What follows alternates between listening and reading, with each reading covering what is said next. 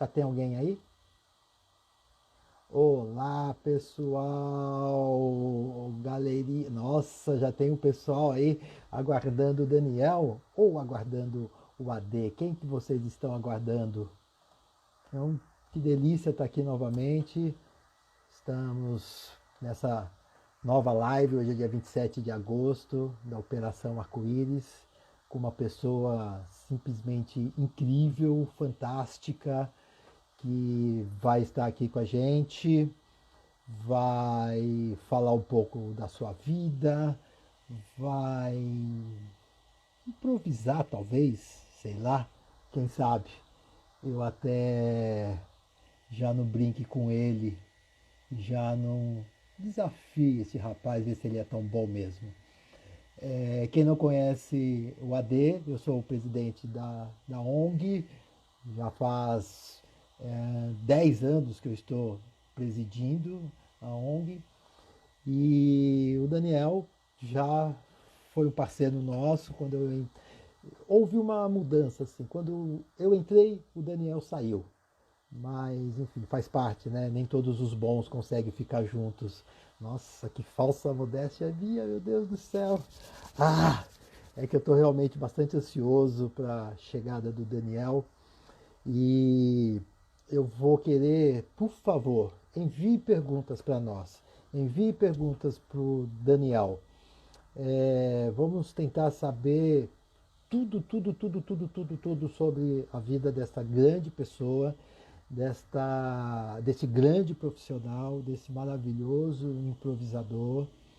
É, Ele está aqui dispondo de um tempo livre dele, que ele poderia estar na casa dele, podia estar na casa dele, ele está, né? Mas podia estar curtindo os familiares e tal. Mas ele está aqui batendo papo comigo aqui da Operação Arco-Íris, e junto com vocês aqui, fãs, vocês da ONG, vocês fãs dele, fãs meus, estamos aqui. É, tá frio, eu sempre fico um pouco perdido nesses inícios de live, e eu gostaria muito que o Daniel já apertasse o botãozinho ali para fazer parte. Eu pensei que eu fosse ficar enrolando muito tempo aqui, mas não tem muito o que ficar enrolando, porque a atração principal nossa, quem é? Se alguém souber a resposta, mande aqui agora para eu ler algumas coisas. Quem é a atração principal aqui hoje? Vamos ver se você sabe quem é. Sejam bem-vindos a todos. Deixa eu ver o que eu falo. Oiê, Ximene, Ana, Marina Miranda, Elaine, várias pessoas lindas, maravilhosas fazendo parte. Daniel Nascimento, ele será o nosso convidado. Estou aqui escrevendo para ele, porque o rapaz simplesmente esqueceu qual é o nome da live que ele ia entrar. Daniel Nascimento. Vai todos, vem Daniel, vem. Dentro de instante ele vai. Vamos ver. Poxa, Daniel Nascimento, ninguém vai falar que é o AD. Elídio, calma gente, o Elídio um dia estará aqui também. Quem sabe, hein? Ele vai estar aqui. Mas por enquanto é só o Daniel Nascimento que está.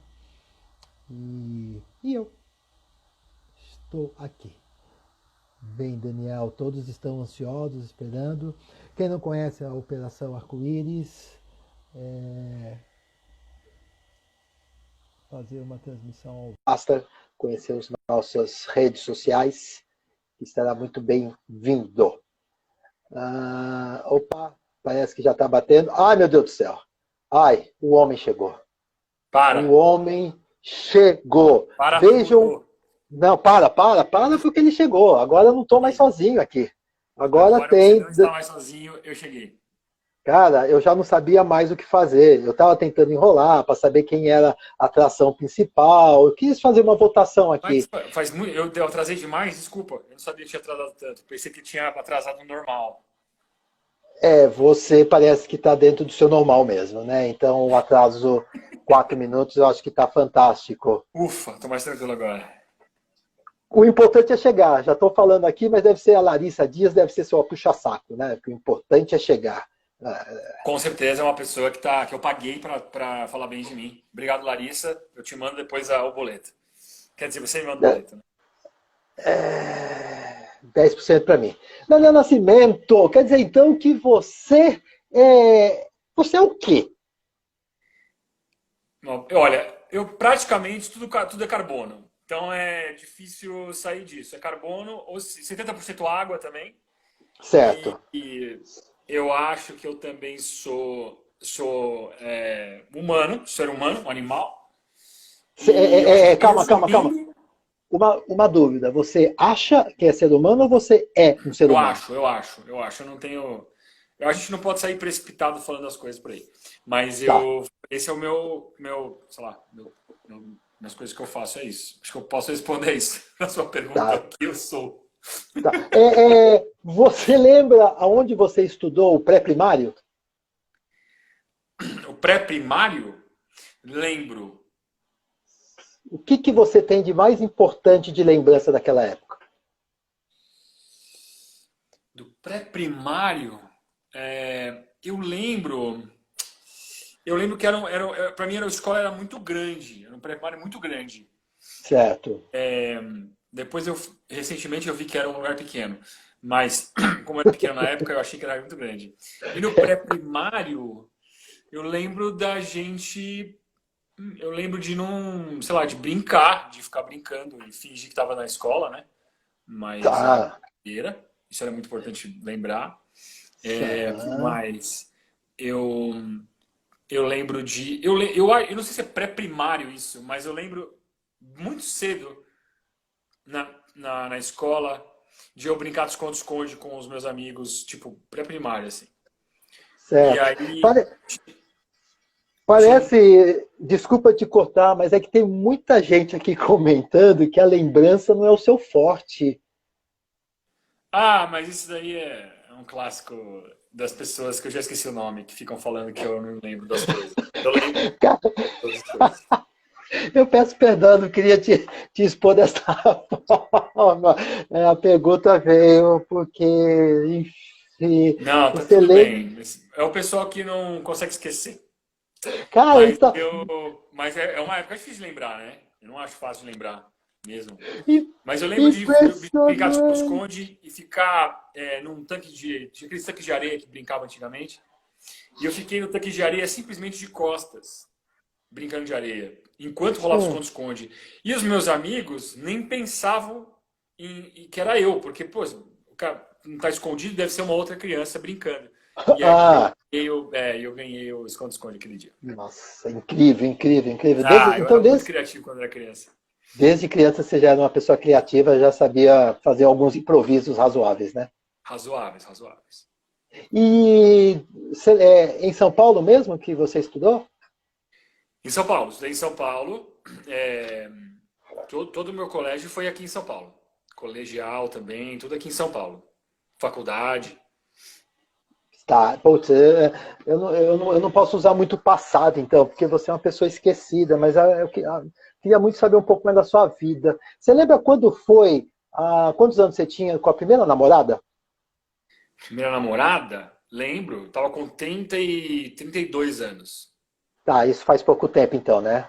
Faz pouquíssimo tempo, pouquíssimo tempo. Tá, Mas então não primeiro tem. namorado, Não, ah, não, não, não, não, não, tudo 30. bem, tudo bem. Não? Tá bom. Tá, tá, Pensei que você estava querendo saber isso também. tudo bem. Não, não, não, tudo bem, só isso daí já tá bom. Você, algumas pessoas falam como você está no teatro, você é um ator. Você se considera ator? Não, não me considero ator. Eu faço coisas no palco e atuo, mas eu tenho amigos atores, né? E aí eu acho falta de respeito falar que eu sou ator, né? Quando eu vejo um amigo meu que é muito bom atuando. Mas Tá. se precisar atuar, eu atuo. Mas o meu trabalho mais, eu sinto que é mais com improviso, né? Faço muita coisa com improviso. E acabei aprendendo algumas coisas das técnicas de estar no palco para poder falar com as pessoas e para poder me expressar. Mas eu acho que se você falar para mim, faz uma cena de drama, vai lá e chora, eu não acho que eu Não consigo, né, fazer isso. E, sei lá, teria que Te- treinar muito. Tenta fazer uma ceninha agora de choro, deixa eu ver. Foi bom, foi bom. Eu gostei, eu E eu gostei. nem chorei. Vamos ver. Nossa, mas eu senti. Mas aí, Atingiu aqui poxa, em é mim. isso. O Cara, importante. você é bom. Você é bom. E o que aconteceu? Como você entrou na Operação Arco-Íris? É verdade isso? Eu fiz parte da Operação Arco-Íris, fui voluntário durante 7 anos da Operação Arco-Íris. Uau, 7 anos? 7 anos. Quando você entrou?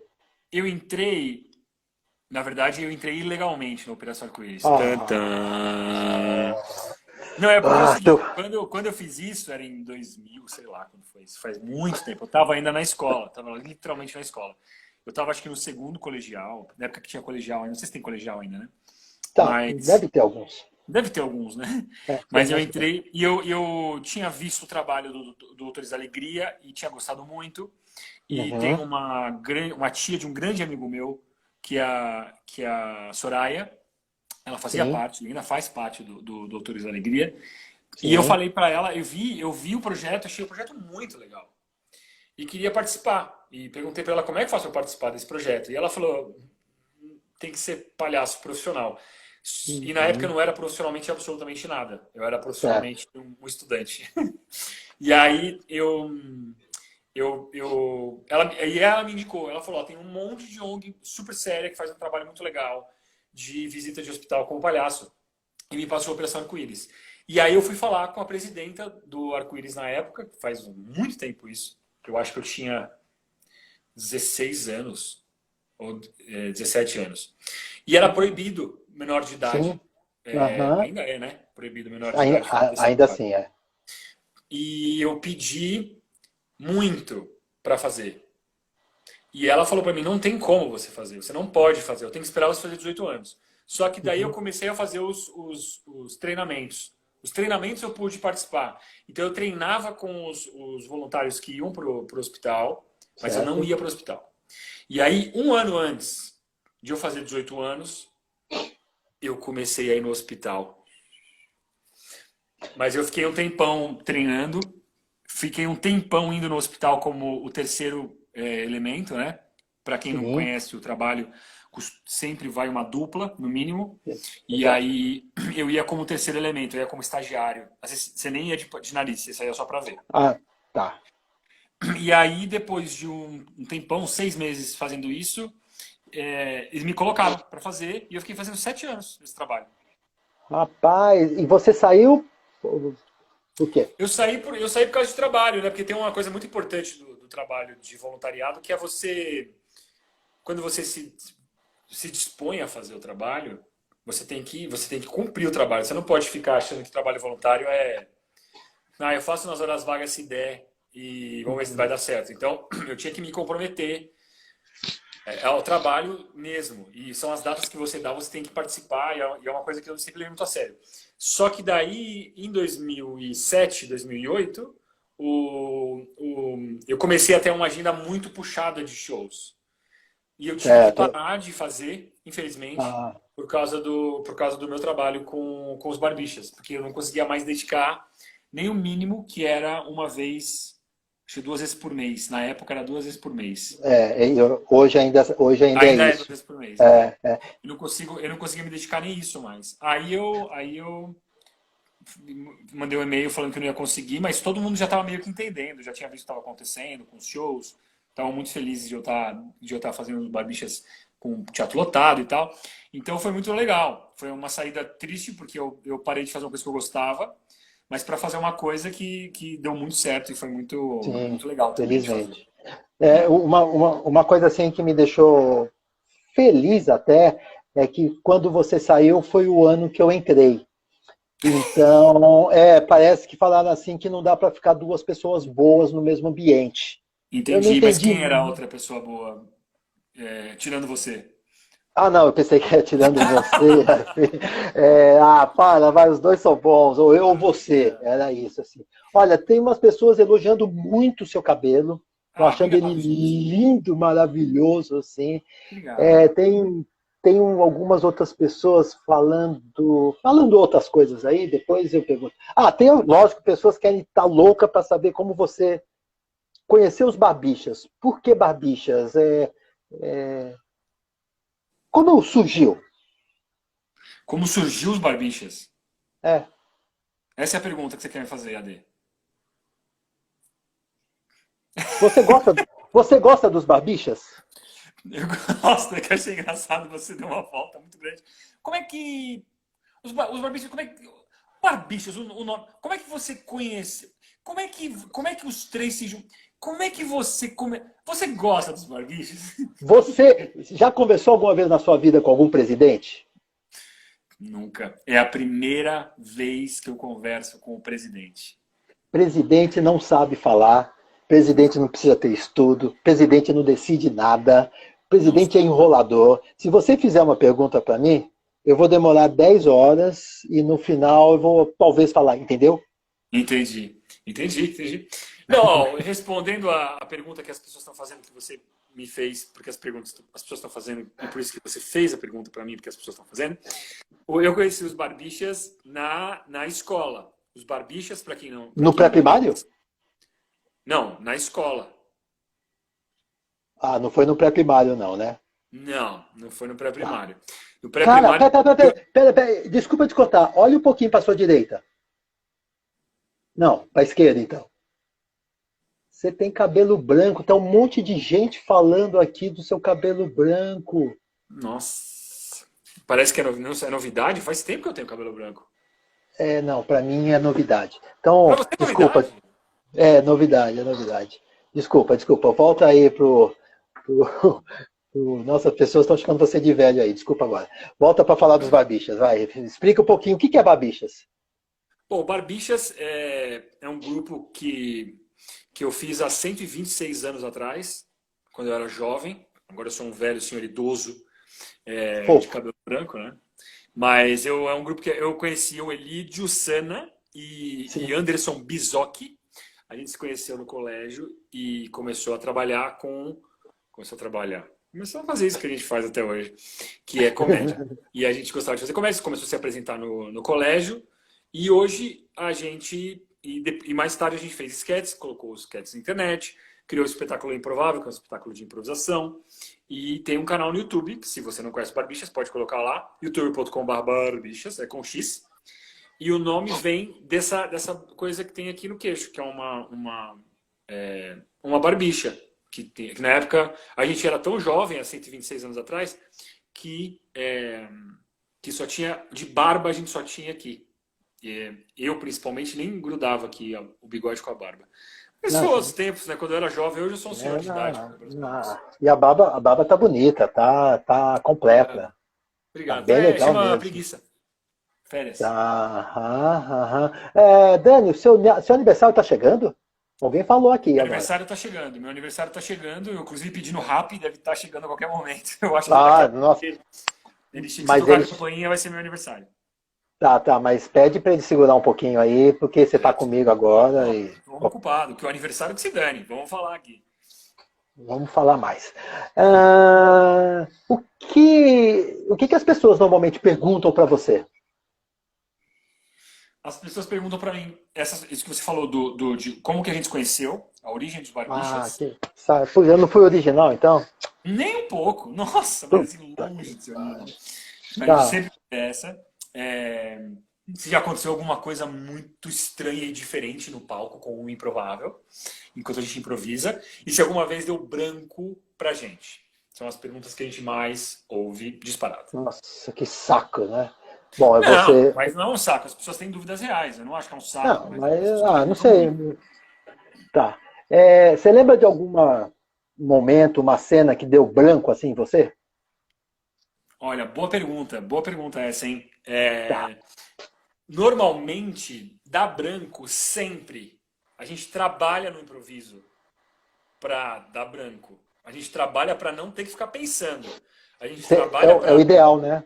Exatamente, a gente trabalha muito na mente para tentar tirar todas as ideias, fazer ficar branco. deu branco. Aí a gente começa a trabalhar. Então não é que às vezes dá branco. Sempre a gente busca o Tomara que branco. dê. E Tomara que dê aí a branco, gente né? dali começa a construir. É, o trabalho improviso com o trabalho hospital, você acha que tem uma relação grande?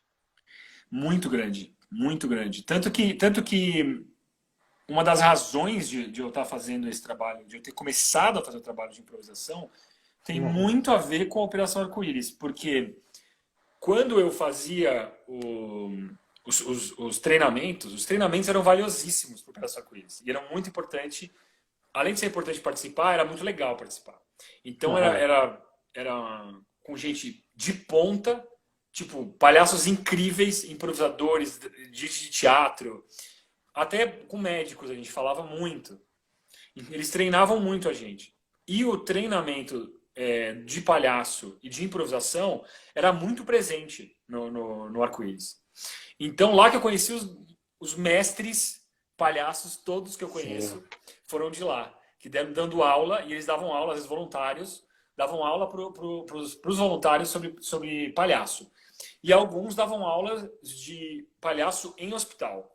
Davam cursos específicos para falar isso. Então, a utilização da porta como coxia, a pedir aprovação da criança ou do paciente para entrar. Então, tem um monte de coisinhas que são detalhes que usaram no hospital, que tem tudo a ver com o que eu faço hoje. O jogo. O jogo é uma das sim. coisas mais importantes que tem, Aham. eu uso hoje e que tinha muito lá. E foi lá que eu conheci os grandes improvisadores que depois a gente veio até chamar para jogar com a gente. Então, Sim, foi lá que eu conheci o Márcio Balas.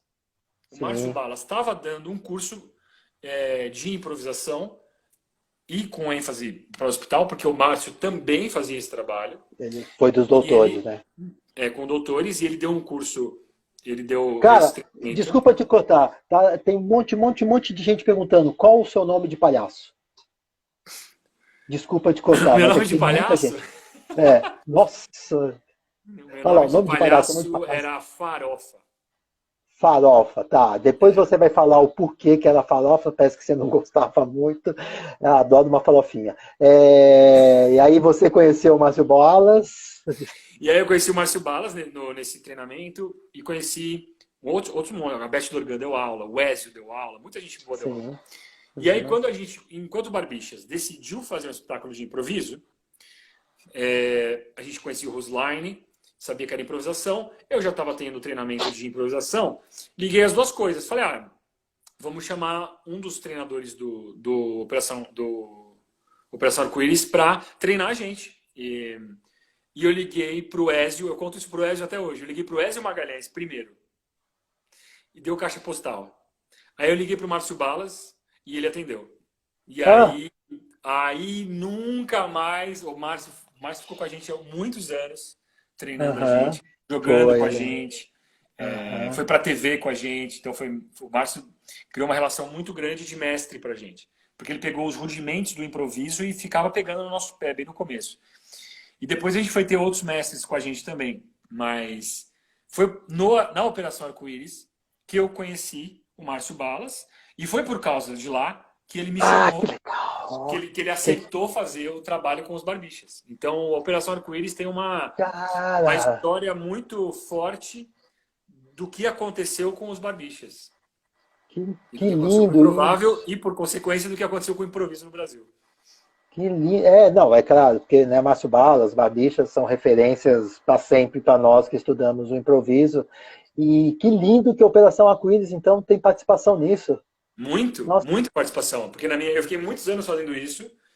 E eu só parei de fazer isso porque eu fiz improviso com o Balas, que foi porque eu conheci por causa do Arco-Íris, e fiz improvisação e conheci improvisação por causa dos treinamentos da Operação Arco-Íris. Então, tá tudo muito ligado. A minha história é completamente ligada e a história dos Barbixas um pouco muito ligada com essa ONG. televisão, né? Alguém falou de Televisão. quinta categoria aqui agora. Legal fazer televisão? Gosto muito do jeito que você pergunta, Dê. Você tem um jeito único de perguntar sem perguntar. É muito bom o jeito que você faz. É? É, você Nossa. solta palavras e no final você faz uma pausa. Então, tipo, você faz assim, Daniel, televisão, poste, chão, o que você acha? Bom? E aí? E aí eu É. fico, Nossa. Acho que eu será que... fiquei vermelho. Acho que eu fiquei vermelho agora, assim, ó, recebendo elogios Não, do essa pergunta foi Danilo. muito boa. Eu vou ver se eu entendi a sua pergunta. Eu vou transformar numa pergunta. Você achou bom? Você achou bom ter feito televisão, quinta categoria na televisão? Acho que é essa a pergunta. Pode ser. Pode ser, pode ser. Eu acho que você que estudou comunicação já na sua vida, você sabe que o mais importante é a pessoa que escuta a pergunta e ela responde o que bem entender. Quem Entendi. pergunta pode perguntar qualquer coisa, o mais importante é a pessoa que responde. Então, se eu falar se você gosta do azul, você pode responder o que você quiser. Entendi. Entendi. Entendi. Não, eu não quero mais que você pergunte de outra maneira. Eu quero que você pergunte agora para sempre as palavras soltas. E aí eu Perfeito, vou tentar entender essa pergunta e responder. Tá bom? perfeito. Tá Jogo já proibido de fazer uma construído. pergunta com predicado, verbo. Não pode mais. Tá bom, pode Pode deixar. ser, tá bom? Pode Bom, deixar. tentando responder a sua pergunta, o Quinta Categoria foi um projeto muito importante pra gente, porque ele foi. Ele tinha que ser na MTV, porque a MTV estava sempre muito antenada, né? Com as coisas. Com as coisas que estavam acontecendo na hora. E a gente pegou o Quinta Categoria, que era um programa que não tinha nada a ver com a Quinta Categoria que a gente fez, só que a Sim. marca era muito forte, porque era uma marca de comédia, que era feita na MTV, e a gente fez com o Mion, que chamou a gente para fazer o improviso. O que a gente fazia no YouTube, já com o Improvável, que estava dando muito certo.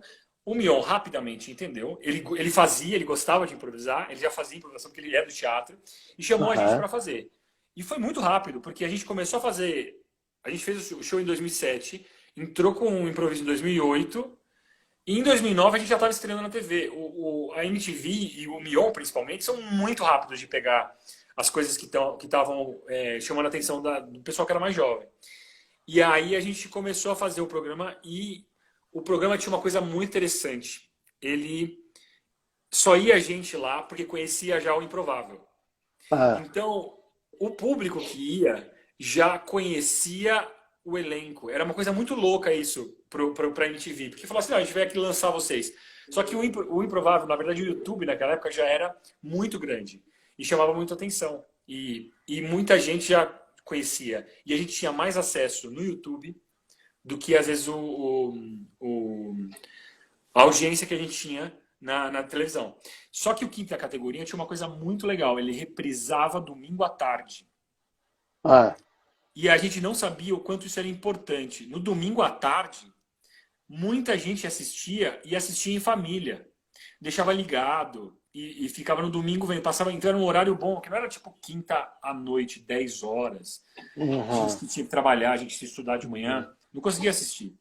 Então, quem via no domingo à tarde, eu comecei a ser reconhecido por uma galera que não conhecia nada de teatro, de YouTube, não tinha acesso. Era numa época onde as pessoas faziam download do vídeo. Tinha gente que Tá, sim. ficava, tinha gente que ficava, depois de muito tempo a gente foi viajar no Brasil inteiro e teve um cara que foi assistir a gente tem uma farmácia e ele falou: "Nossa, sou muito fã de vocês, aqui em Minas Gerais eu deixava baixando o vídeo à noite para assistir no dia seguinte". Isso é pra você ver o quanto a gente é velho, né? Então, é, era muito legal saber que aconteceu tudo isso naquela época, né? E isso foi muito importante no quinta categoria. Mas quando você vai para a TV, você perde o controle de produção. Porque tem muita Ah, gente que trabalha e é uma máquina de moer carne, né? Tipo, a gente gravava um programa, dois programas na quarta-feira, ele ia para edição, tinha que caber na grade, tinha muitas coisas que mudavam a estrutura. E a gente testou muita coisa lá que a gente não gostou do resultado. A gente gostaria de ter tido um tempo de sala, que a gente fala. A gente gosta muito, os babichas, de colocar o projeto em sala, desgastar ele, ver possibilidades, para daí apresentar. E lá no Quinta Categorias, quem assistia a gente, e acho que até ficou uma coisa legal. A gente testou muita coisa em câmera mesmo. Tipo, a gente não sabia nada do jogo. Testou o jogo mesmo. E o que foi pro ar, o teste. Então, as pessoas acho que se relacionavam com isso, achavam isso interessante. Tem a ver com a MTV também um pouco isso. A MTV, ela estava muito na ponta sempre. Ela gostava de testar por pobreza e por vontade de fazer também. E eu acho que isso foi uma coisa que foi legal. Muita gente lembra do Quinta Categoria e gosta, gosta de todos. Ou achava sempre uma coisa muito boa. E via com os pais, né? Via com a família. Sim, a gente também não conhecia muito o universo da MTV, então isso era bom para ver família. A gente não sabia qual que era a música que estava nos Trend Topics. Nem tinha Trend Topics, acho, na época. A gente não sabia o que estava rolando. Então, a gente fazia o humor que todo mundo entendia, que é o que a gente fazia no Improvável. Entendi. Dani, bate palma agora, rapidinho, vai, bate palma. Eu não consigo, eu tô segurando o celular. Ó, eu consigo bater palma. Eu não tenho negócio de guardar de por celular. Eu só tenho um negócio por celular na horizontal, assim. Tá. Aí fica complicado para conversar pode aqui. ser. Porque tem um monte de gente preocupado com tendinite do seu braço. Já tem hashtags aí rolando, parece que é trend Gente, alta fica aí. tranquilo, galera. Meu celular é um celular bem leve e antigo. Fica tranquilo. Tá, você não vai ficar com problema na mãozinha, nada aí não, né? Não vou ficar com problema na mãozinha não, galera. Fica tranquilo. Já falaram assim, duvido, você jogar o celular para cima, bater palma e pegar ele de volta. Olha, eu posso tentar fazer que é soltar o celular e bater palmas. Se for um sucesso isso. Mas eu vou fazer, já que já que o pessoal está pedindo, a gente tem que atender o público, né, Ade? Pois não, pelo menos uma ou duas perguntas eu tenho que fazer do pessoal aqui, ó, porque tá chegando um monte, eu tô passando direto. Mas eu não quero ouvir nenhuma pergunta mais da sua boca. Eu quero palavras soltas e eu que vou entender a pergunta. Peraí, deixa eu bater palma. Pronto. Feito. Tá aí a pergunta. Tá aí a minha palma. Tá aí a palma do senhor Daniel. Acho que as pessoas ficaram felizes. Vamos ver. Deixa eu ver se tem alguma pergunta aqui. Tem pergunta sim. As pessoas escrevem no comentário. Deixa eu ver se eu pego uma pergunta aqui, ó. As ideias. Vai, alguém? Agora, hein? Deus. Agora. A pergunta. Foi o que eu ri aqui. Nossa, Cláudio Torres entrou online. Um abraço pro Cláudio Torres Gonzaga. Meu ex-chefe. Conhece ele?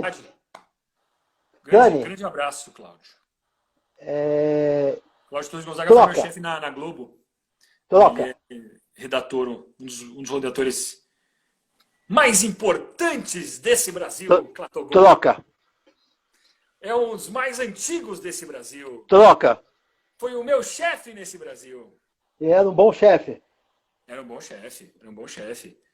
Ele é um ótimo chefe. Eu agora, quando eu pego mesas de redação para ser redator final, eu uso muito do que eu vi ele fazendo. Até porque na Globo, era uma coisa muito legal na Globo, né, cara? Tinha uma mesa com 12 roteiristas de comédia. Não, era um negócio desumano, assim, isso não existe. Sabe? Era um programa que muita gente demandava muito. Mas, assim, e era uma galera muito, muito importante, assim, que fez todas as coisas que eu vi de comédia na minha vida, estavam na mesa. Aí eu fiquei falando, tá bom, né? Vamos tentar ver o que a gente consegue trazer para cá. Mas foi muito legal, foi uma época muito legal de trabalhar com a galera. Lá que conheci o pessoal do Sensacionalista também, que estava na mesa, os redatores do Sensacionalista. E uma galera que fez um monte de comédia que eu assisti quando eu era menor. Eu não posso falar criança, porque senão vai se sentir mal, coitado. Você consegui captar uma pergunta aqui, desculpa a pessoa que fez a pergunta, que eu não vi o nome. Improvisar com o nariz de palhaço, improvisar sem o nariz de palhaço, você vê diferença nisso? Mais difícil, mais fácil? E eu acho que você fez uma pergunta... Você fez pois uma pergunta lógica, eu não gostei. Cancela. Nariz de palhaço. Nariz de palhaço. Assim. Vai lá, tenta você, vai lá. Nariz de palhaço. Improvisador tem hospital. Aí você está no teatro. Diferença existe? Agora eu gostei. Ficou Ficou muito bom, porque ficou extremamente confuso. Parabéns, ficou muito bom. Eu improvisei improvisar de nariz de palhaço é você improvisar pela persona que você faz do palhaço. E é bem diferente. Eu não acho que é mais fácil improvisar de nariz, não. Porque é diferente. Agora, o que acontece quando você põe o nariz no hospital é que as pessoas são a maioria das pessoas são muito mais receptivas. São muito mais receptivas. Então, mas é uma coisa que eu acabei conseguindo com os Barbixas. Então, quem conhece a gente já espera que vai ser alguma coisa engraçada. Mesmo a gente está sem nariz. Mas no hospital, a gente pôr o nariz já cria uma iconoclastia muito grande. A gente está de jaleco de médico, de nariz, então as pessoas já ficam, vai vir coisa daí. E aí cada palhaço tem as suas características e a gente explora isso. Além de ter os mini-jogos que a gente tinha ensaiado entre a sua dupla, a gente sabia a característica do outro, do outro personagem. Então, o meu personagem, quando estava com o meu palhaço, quando estava com outro palhaço, ele tinha uma dinâmica que ficava muito fácil de trabalhar. E a gente tinha muito mais recurso, porque a gente teve também aula de mágica. Agora eu estou lembrando, a gente teve aula de mágica também. Então a gente tinha muitas coisas que começavam, a gente tinha muitos inícios de conversa, inícios de jogos. E aí a gente entrava, dava esse primeiro tijolo, jogava a bola, e ela sempre voltava diferente. Então a gente improvisava a partir daí. E era para improvisar, era para jogar e ter relação. O objetivo era só esse. O objetivo era a gente criar um momento com aquela pessoa. E depois ir embora. Mas no palco, não. No palco eu tenho outros tipos de responsabilidade, porque eu estou criando uma história. Eu não estou criando uma relação. No palco eu estou criando uma história. Tem começo, meio e fim, ela tem personagem, ela tem... Lá eu só preciso conectar. Se conectar. Conectar no hospital, tirar a pessoa dali, um segundinho que ela está ali, tirar ela dali, levar ela para outro lugar e depois ela vai ter que voltar. Então, a gente fazia muito isso, acho que é bem diferente, bem diferente. Mas a persona do seu palhaço ajuda muito e deixa você num lugar fixo. Não é um lugar fixo, mas deixa você com um início mais definido. Você sabe como você vai reagir às coisas. Então eu tinha algumas parceiras que iam comigo, eram as palhaças que estavam emburradas, por exemplo, palhaça brava. E era muito divertido você ter uma palhaça brava. Então eu já entrava pedindo desculpa, falava que ela era muito brava. Então todo mundo já gostava disso e tinha um jeito de iniciar, tinha um jeito de começar. E no improviso eu não tenho nada, eu tenho o tema da plateia e acabou. Vamos que vamos. Diferente. Um eu faço uma história, o outro eu quero conectar com a pessoa, eu quero criar um jogo íntimo com a pessoa. Você tem emoções, aí você está no quarto. Uma lembrança de uma boa visita. Gostei.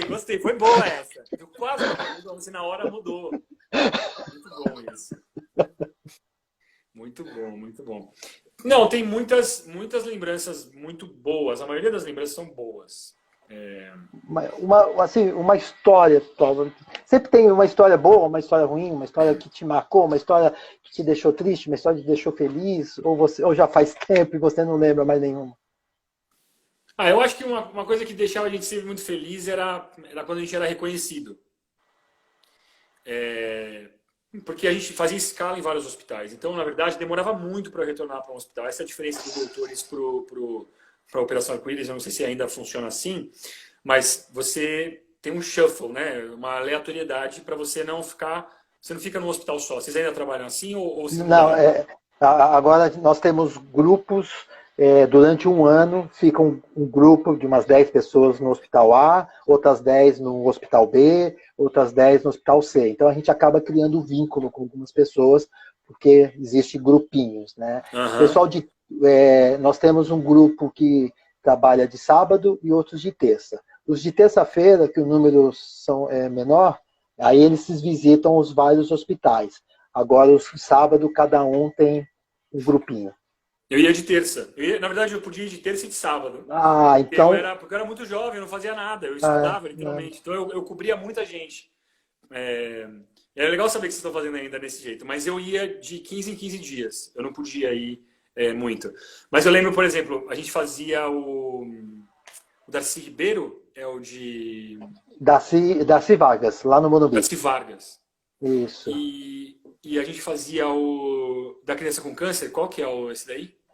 Tem o Graac, O Graak. o Graac. E aí no Graak era muito legal porque a gente tinha uma mágica que a gente fazia, que era uma mágica do nó, que a gente faz o nó, Sim. e a gente cortava o nó, e aí a gente fazia assim, puxava com força, e o nó saía um truque de mágica muito conhecido de quem é mágico iniciante. E a gente aprendeu a fazer aquele truque, e a gente fazia direto, a gente se amarrava, a gente tomava injeção junto, né? A gente colocava aquela coisinha no braço para fazer, para tomar injeção junto. E aí sobrava o nó. E aí o nó era mágico, ele sumia e ele ficava móvel. E a gente tirava o nó da corda e dava o nó de brinde para a pessoa. E aí eu lembro que a gente estava comemorando que a quimioterapia de uma menina lá tinha acabado, que era a última vez que ela ia fazer a quimio. E ela tinha dado alta mesmo. Tinha dado tudo certo, ela estava muito feliz. E ela mostrou que ela guardou o nó. Ela tinha guardado o nó na carteira. Ela falou, eu guardei porque eu acreditei muito naquilo, aí aquilo foi muita força, muito legal. E foi muito legal quando ela falou isso. E também as coisas mais legais que era um clássico, eram os casamentos, né? Os casamentos eram, tipo, paravam o hospital, assim. Aí a gente tinha uma menina e ela queria muito casar, ela não tinha namorado, então a gente parava o hospital, o corredor virava o altar, a gente chamava uma criança, e aí as coisas aconteciam, quando a energia fluía assim, as coisas aconteciam. Então uma criança falava que queria ser padre, então ela virava padre. Aí a enfermeira trazia os papéis amassados de buquê, aí eu casava com uma enfermeira. E aí a gente fazia o show. Então, essas coisas que movimentavam todo mundo eram muito legais, assim, era muito inesquecível. Chamava atenção. Mas... e aí a gente fica depois, quando eu voltava lá, eu ficava feliz que a pessoa que eu casei falava, olha, é meu marido. Esse palhaço é meu marido. Então era muito divertido ver isso, mas ao mesmo tempo era triste que a pessoa estava lá ainda. Passou um mês que eu estava trabalhando, entendeu? A pessoa não recebeu alta, ela ficou um mês no hospital. Então tinha umas coisas que vinham sempre juntas, uma coisa com a outra. Né? E também as coisas legais que era quando a gente conseguia algum contato com os que não conseguiam falar direito, com os que não conseguiam falar, porque tem uns lugares, principalmente no Darcy, tinha muitos lugares que você não podia entrar, né? Tem alguns lugares de isolamento. O isolamento, tinha que ficar todo isolado. E às vezes a gente não conseguia nada, a gente conseguia só que a pessoa falasse pra gente entrar, sabe? A gente falava muito isso no treinamento, que o palhaço falava, né? Tipo, pede pra entrar, se a pessoa não deixar entrar, você não entra. A gente tinha que fazer tudo do quarto de fora.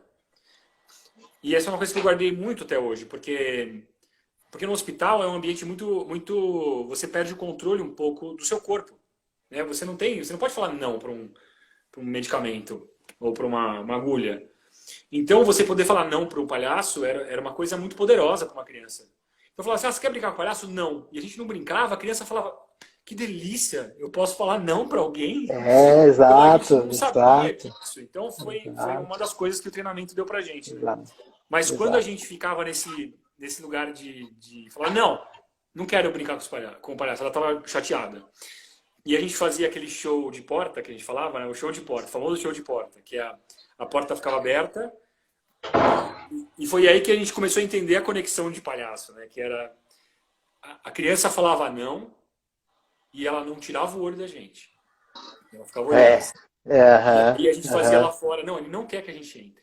Eu falava, mas eu vou entrar. E aí eu falava, não. Aí a gente fazia o show inteiro fazia toda uma coisa conectando com a criança, só que sem entrar. Sem entrar, a gente Isso, não entrava. exatamente. E aí a criança, no final, ela ficava muito feliz quando a gente empurrava alguém, ou a gente fechava a porta, ou a gente entrava para perguntar. Então eu entrava para perguntar, você não quer que a gente entre, né? Aí a criança falou, não! Aí a gente falou, então tá bom. Então a gente vai. Então a gente tinha esses contatos. Já estava rolando o jogo, né? Quando o jogo rolava em cima do não, que não tem a ver com casamento, não era um show de pirotecnia, que o casamento a gente chamava de pirotecnia, né? Que daí tudo dava certo, todo mundo tava no jogo, isso é divertido. Mas tinha essas micro vitórias que eram muito boas também, sabe? De conseguir tirar uma brincadeira, a bolha de sabão, que é tipo a melhor coisa já inventada no universo. E a bolha de sabão chegava muito, a bolha de sabão era o nosso abre-alas, né? Então tinha muita coisa que aconteceu de melhor. Eu tenho muitas histórias boas. E é isso, as histórias tristes eram que acompanham as histórias boas, porque quando você vê uma pessoa de novo no hospital, ela estava lá ainda. Você fala, nossa senhora, cara, essa pessoa está aqui no hospital ainda. Faz 1 mês, 2 meses, 3 meses. E tem os hospitais públicos que também a operação atendia na época, que eram mais barra pesada, assim. Não por causa a equipe era ótima, sempre, a equipe foi muito boa. E os hospitais não tinham tanta diferença. Mas aí as histórias, muita gente gosta de vir falar as histórias para os palhaços. Sim, contar a história, muito importante, né? A enfermeira acha muito importante contar a história. Fala, não, aquele lá foi abandonado pelos pais, aquele ali, blá, blá, blá. Então tinha muita história que vinha carregada pra gente, o que atrapalhava, que até no treinamento falavam pra gente tentar evitar, porque daí a gente muda o tratamento com a criança, né? E o importante era não mudar o tratamento. Mas eu lembro, tinha muitas histórias que eram mais pesadas. Mas eu lembro muito, era muito divertido, sempre foi muito divertido, sempre era muito legal, tinha com parceiro, era divertido. Sim, e você hoje em dia, se precisasse, tempo livre tivesse disponível, você visitaria novamente o hospital? Olha, quem sabe, agora eu acho que está precisando mais do que nunca, né, visita em hospital. Mas este ano, por exemplo, nós não voltamos mais, só o ano que vem que a gente volta. Então. A gente faz o processo seletivo uma vez por ano, né? Inclusive, quem quiser saber, depois entra lá no nosso site para ter mais informações. Eu quero saber como é que funciona. A gente, no meio do ano, junho, na metade de junho até a metade de julho, a gente abre para o pessoal preencher uma ficha mostrando interesse em ser voluntário da Operação Arco-Íris. A gente faz uma pré-análise dessa ficha para poder chamar para uma segunda etapa, que é uma entrevista tete-a-tete. Então, hoje nós estamos com parceria com um dos hospitais, então a gente marca num sábado, a parte da manhã, e uma outra turma, a parte da tarde, chama as pessoas para entrevistar, conta um pouco da história da Operação Arco-Íris, e aí a gente tem vários entrevistadores e a gente faz entrevista individual com essas pessoas. É muita gente, vai umas 200 e poucas pessoas. Que bom. Só que a gente não tem condições de aprovar todos. Então a gente seleciona umas 40, 50 pessoas para fazer o processo de capacitação. A gente passa um final de semana, um sábado e um domingo, ali início de setembro, final de agosto, estaria acontecendo agora, provavelmente seria esse final de semana. Aí a gente faz uma capacitação olhando ali 40, 50 pessoas para tentar pincelar quem tem compromisso, quem tem jeito para ser palhaço de hospital. Difícil. É difícil. Aí, eu lembro, na minha época também era super concorrido também. E não é porque não queria pegar todo mundo, mas é porque não tinha dinheiro, né? É uma coisa difícil de conseguir. E eu lembro disso, e tinha muita gente que desistia, né? Sim, exato. Que o nosso foco principal é que o grupo também não seja tão grande, que seja pequeno, para quando ter esses treinamentos que você citou, que é de 2 em 2 meses, a gente conseguir encontrar a turma toda. Como tem um pessoal que vai no hospital A, o outro vai no hospital B, o outro no C, então quando tem esses encontros, a gente acaba juntando todo mundo. Eu vou fazer uma pergunta porque, nossa, é perigoso as pessoas me darem bronca, mas você está no palco, né? E como é difícil fazer perguntas sem Não ter quero, eu pergunta. não quero pergunta, Ale. Eu não Então, quero nunca não, mais fazer porque pergunta.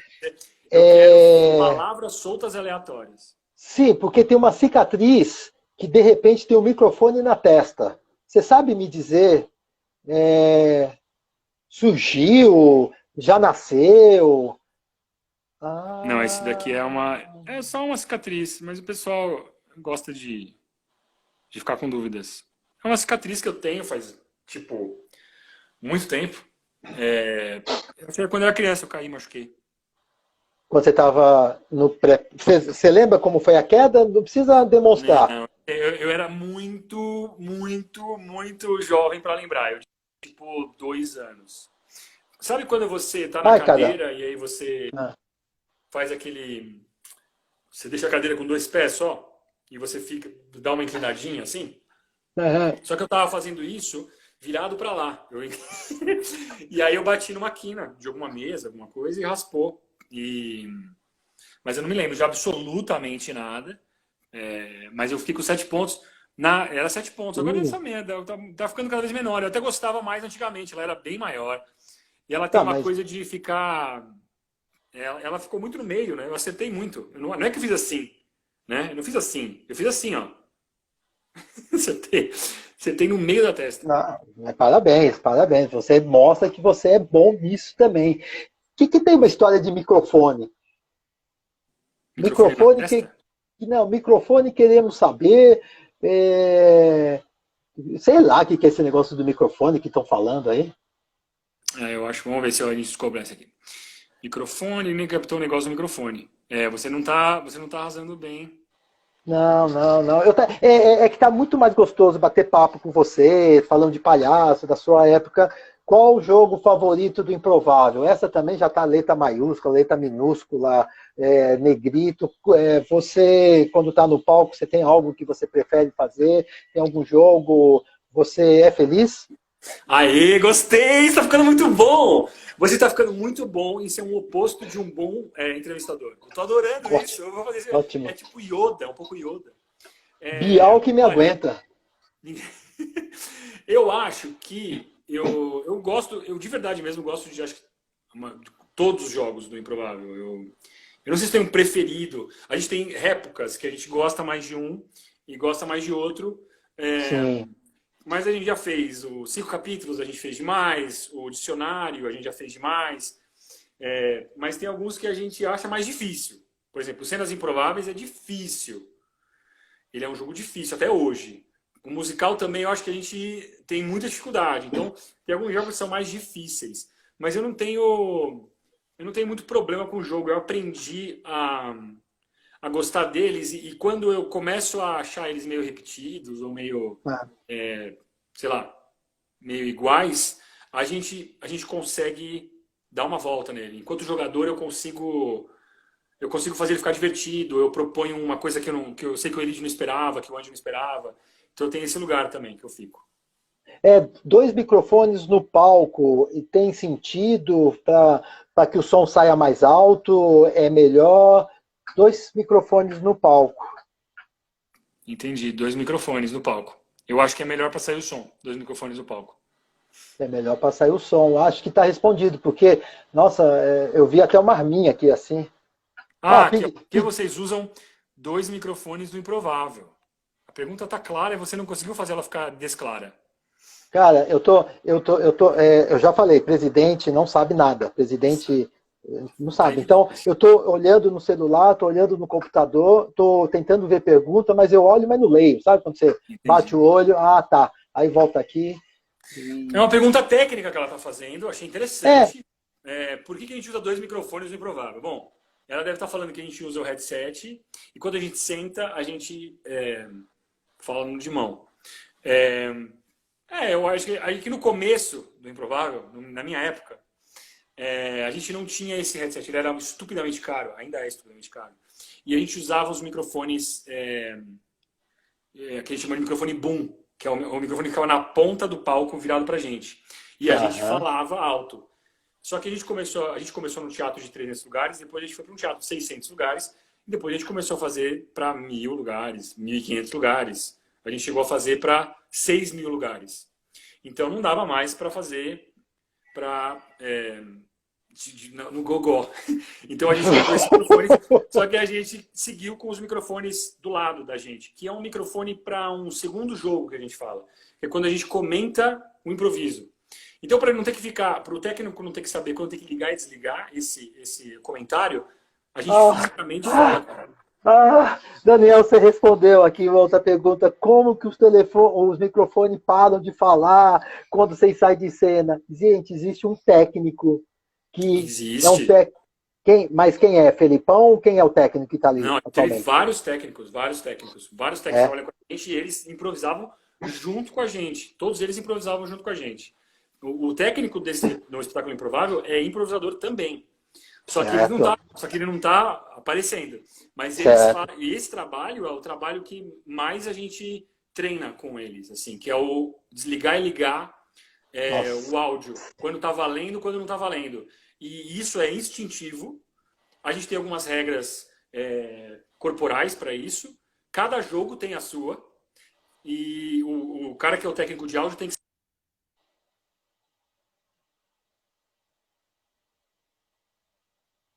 Deu um pau aqui. Deu. Mas tudo bem. Tudo bem. Dani, a gente tem 1 hora só de live e faltam 5 minutos. Que pena, o tempo está acabando. Tá acabando. Essa live vai ficar gravado depois no IGTV aí, eu acho, sei lá, depois espero que eu faça certo quando eu sair daqui. Você é muito fofo, você não sabe nem o que é. Muito legal. É legal que é honesto. Não, aqui não tem nada. O que você está fazendo durante a pandemia? Se não dá para ir no palco? Volta esse ano, palco, pandemia, combina? Não, muito boa a sua pergunta, que não teve pergunta.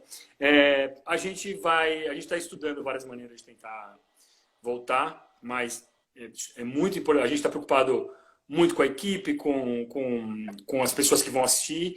Então a gente está ligado com o que a OMS está falando, principalmente, já que é muito difícil acompanhar a esquizofrenia dos governos, né?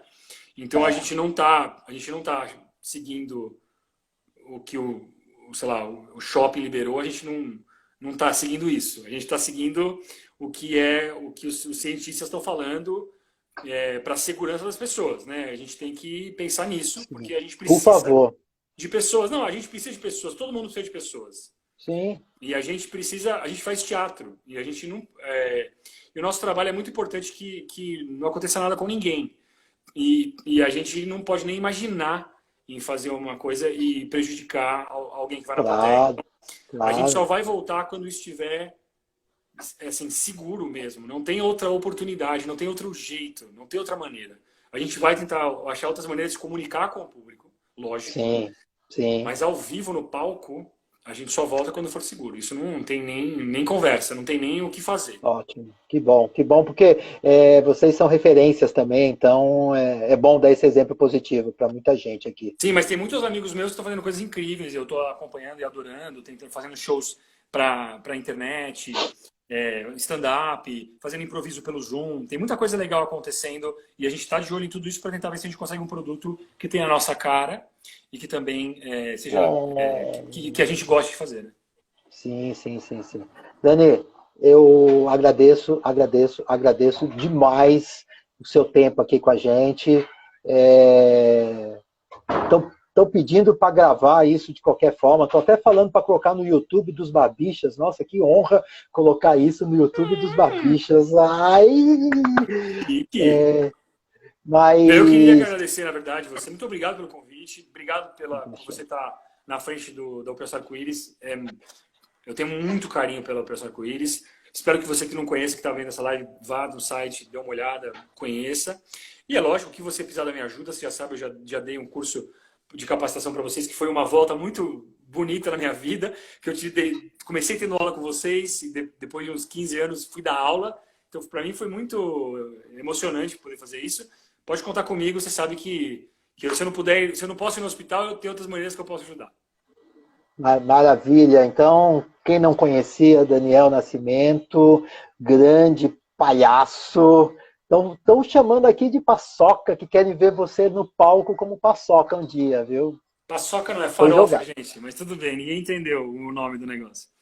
Mas numa Não, não, próxima live eu explico. Eu explico. paçoca fui eu que falei errado. Ah, porque você é presidente e nem leu. Ah, entendi. Tá? Você falou, mas faz tempo, sabe? E eu esqueci. Entendi. Então eu esqueci totalmente. Não, é palhaço farofa. Palhaço farofa, estão me corrigindo aqui.